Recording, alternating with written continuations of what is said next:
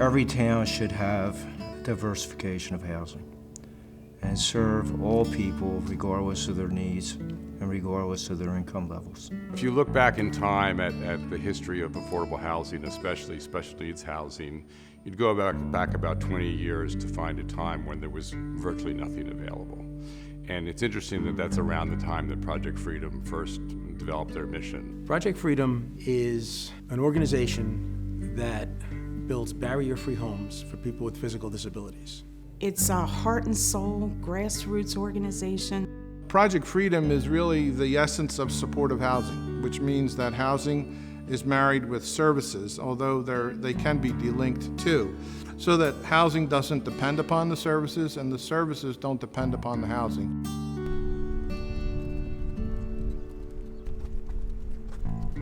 I went into the nursing home back in '91 and I lost my vision in 1992.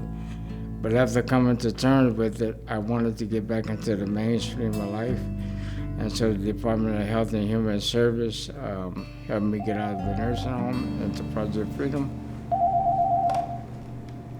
Project Freedom, do you have a computer? You can go to projectfreedom.org. Nate has been and continues to be my right-hand man. I look to him to absolutely field those phone calls. He takes care of the people that are calling. He also fields a lot of the phone calls that come in directly from the tenants. He's absolutely my right-hand man. Living independently on your own, it's a very great feeling when you're disabled, to have the opportunity to do so. I think the majority of our tenants at Project Freedom would either be institutionalized or in group homes. If they were lucky, they would be with family members. But to actually have their own apartment with their own TV, they can control their temperature, they can walk outside if they want.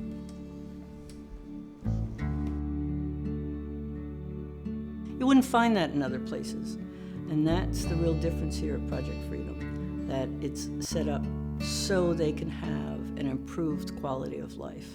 We always make sure that our sites are located in such a way that our residents can get to local shops, for example, or that there's a bus route so they can get to the local community college or other places like that. So they're out in the community. They're not isolated in their residence. Project Freedom is Jennifer's home, both wonderful in the amenities that it provides to a person with a disability, and wonderful in the neighbors and support services that are provided to the tenants.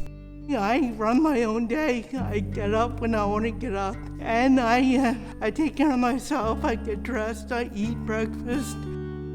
One of the great things for Tim and I is to witness Jenny becoming a strong and independent woman. And it's just so satisfying to be able to see that she can be on her own, and we're not going to be around forever, and so she's going to be okay. And that's the biggest, I think, comfort that we as parents can have. We have activities on the property throughout all of our campuses. So we can have massage, we'll have yoga, sometimes bingo. There's also trips. We really try to provide a real diverse activities. We do wellness and nutrition as well every month for them. Norman had a wonderful vision as our founder.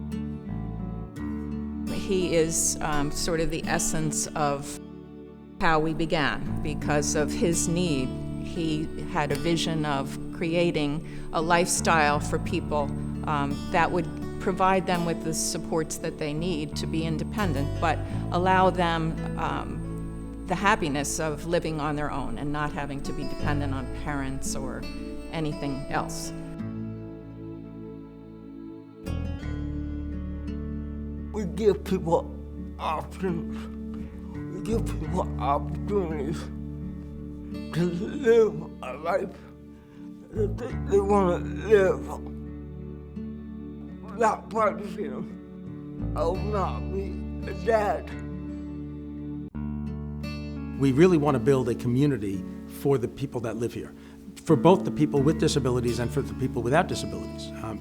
We're not purely a disabled community here. We go into the town and tell the town, look, we can help you not only meet your affordable housing obligation, but also to help your own people that can't afford to live in some of these towns.